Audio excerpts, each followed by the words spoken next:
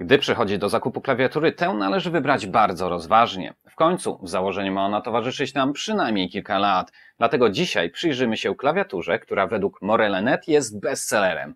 Czy słusznie? Sprawdźmy to. Z tej strony Paweł, a Ty oglądasz kanał Techmaniak HD. Zapraszam.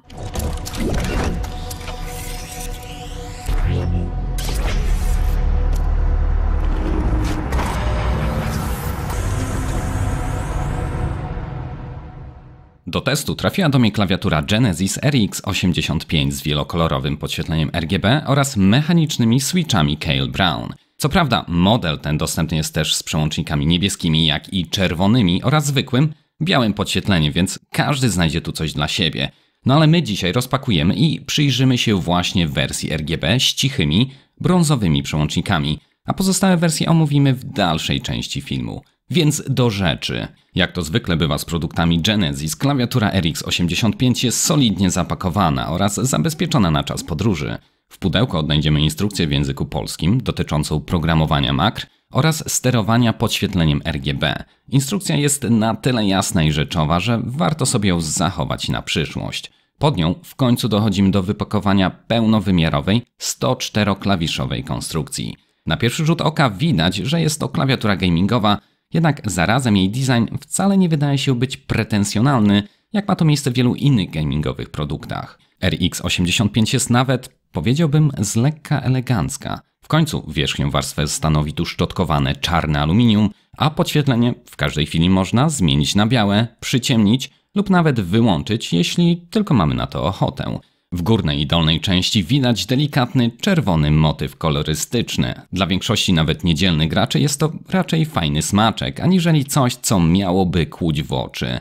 Rdzeń konstrukcji wykonany jest tutaj ze stopu aluminium, dzięki czemu jest ona bardziej odporna na nacisk oraz nie poddaje się wszelkim próbom wygięcia. Spodnia część wykonana jest z grubego, czerwonego plastiku. Wygląda on solidnie, nie trzeszczy ani nie skrzypi. Można przypuszczać, że bez trudu zniesie nawet długie lata złego traktowania.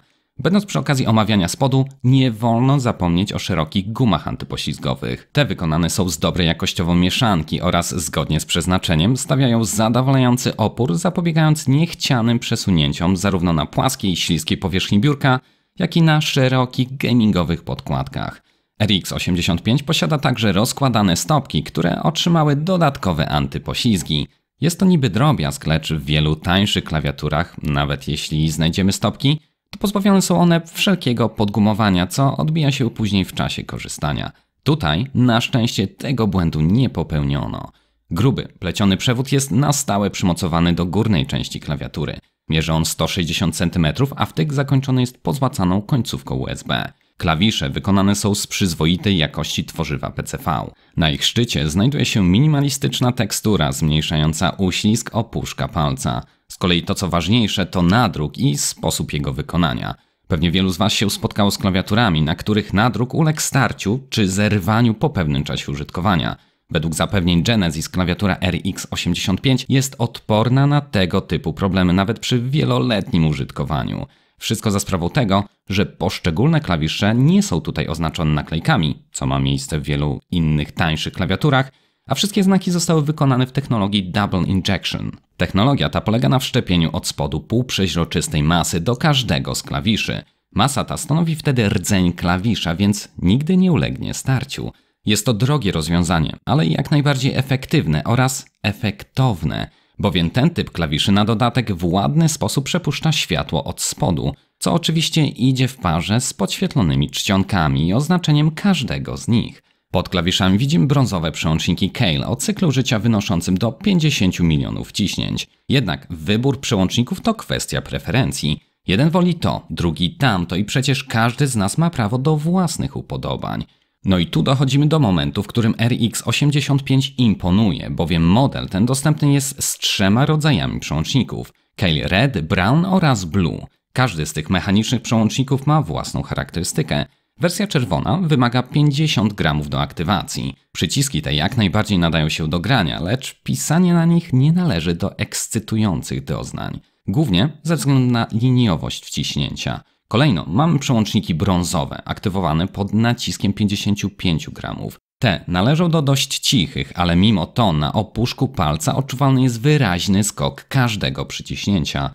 Charakterystyka ta sprawia, że świetnie nadają się one do grania, ale także do pisania ze względu właśnie na jasny fizyczny sygnał zwrotny.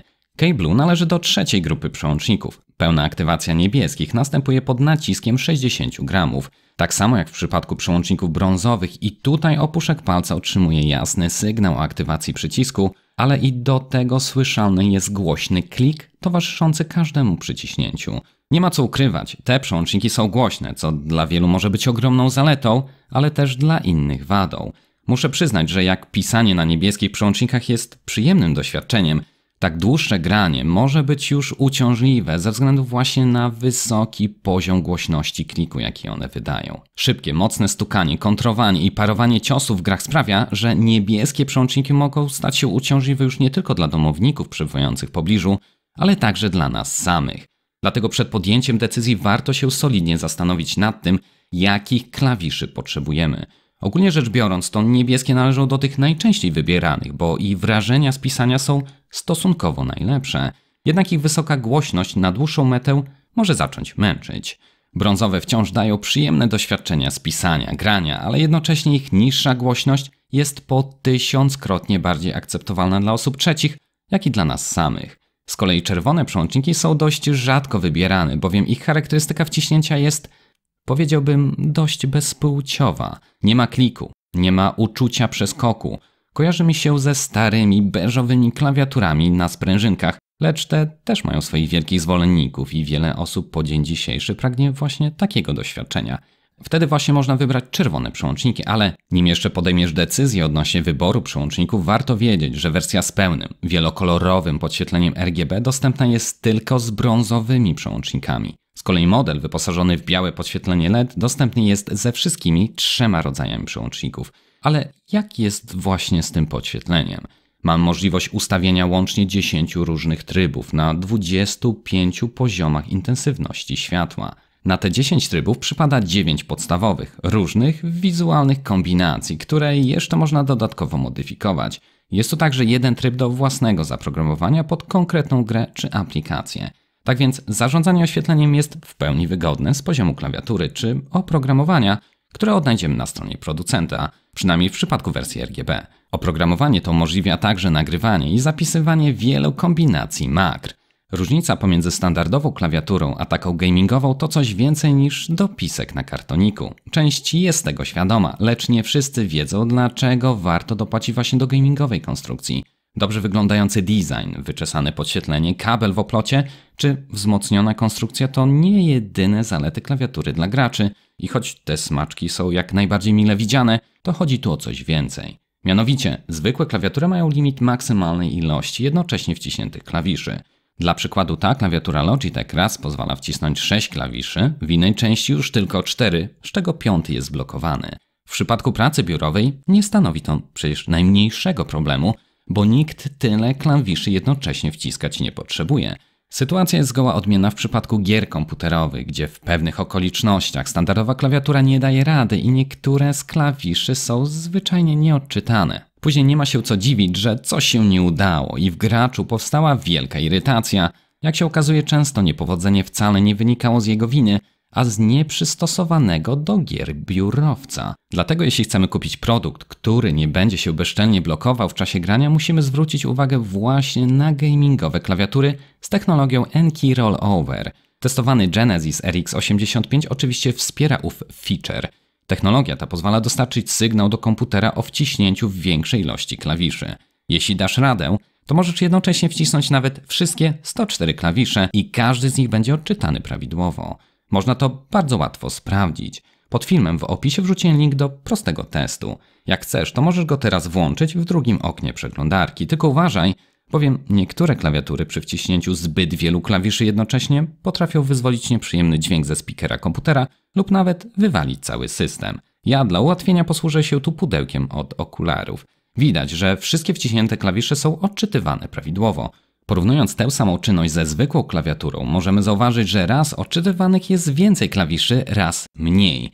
Wszystko zależy, jak się trafi i jak sobie z tym poradzi elektronika danego modelu klawiatury. Tak więc nieważne jaką konstrukcję kupicie w przyszłości, ale warto, aby obsługiwała ona już jakąkolwiek formę anti-ghostingu. W dzisiejszych czasach wypada też, aby klawiatura miała szereg dodatkowych funkcji. No i nie inaczej jest z RX 85. Została ona wzbogacona o kilka szybkich skrótów, sterowanie multimediami, blokadę klawisza Windows, czy wreszcie regulację głośności znajdującą się tu w prawym górnym rogu. W przypadku osób korzystających z głośników może nie będzie to tak istotna funkcjonalność, jednak wszyscy ci, którzy korzystają ze słuchawek, mogą ten dodatek naprawdę docenić. Pokrętło pracuje wyśmienicie, z lekkim oporem i wyraźnym skokiem, co pozwala na dokładne ustawienie poziomu głośności.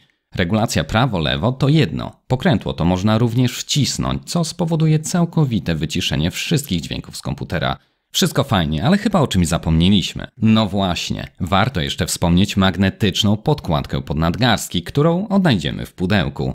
Ta jest przyjemnie podgumowana, posiada dodatkowo dwie podkładki antypoślizgowe, no i jak na magnetyczną podkładkę przystało, trzyma się na magnesach. Te są wystarczająco silne, aby utrzymać podkładkę na swoim miejscu i jest to miły, acz nie wszystkim niezbędny dodatek.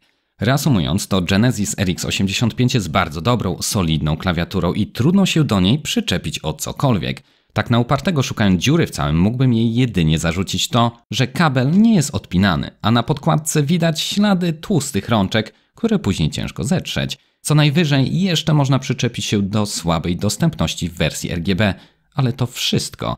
Więcej grzechów tu nie widzę. Nic więc dziwnego, że znika ona ze sklepów w mgnieniu oka. Na Morele.net ma ona plakietkę bestsellera, a w momencie tworzenia tego materiału brak jest już jej w magazynie. To samo w MediaMarkt czy kilku innych wielkich sklepach. No ale bez obaw, w opisie poniżej zostawiłem kilka innych linków, w których uda się Wam ją na pewno znaleźć w wersji RGB lub chociaż z podświetleniem LEDowym. Jeżeli podobało Ci się to nagranie, bardzo proszę pozostaw po sobie chociaż tą łapkę w górę oraz subskrybuj mój kanał. A może znasz kogoś zainteresowanego tematem? Jeśli tak, koniecznie wyślij mu linka. Natomiast jeśli masz jakiekolwiek pytania, jak zwykle możesz je zadać w komentarzu pod tym filmem. Tymczasem ja się z Tobą już żegnam i zapraszam do następnych nagrań. Trzymajcie się. Hej!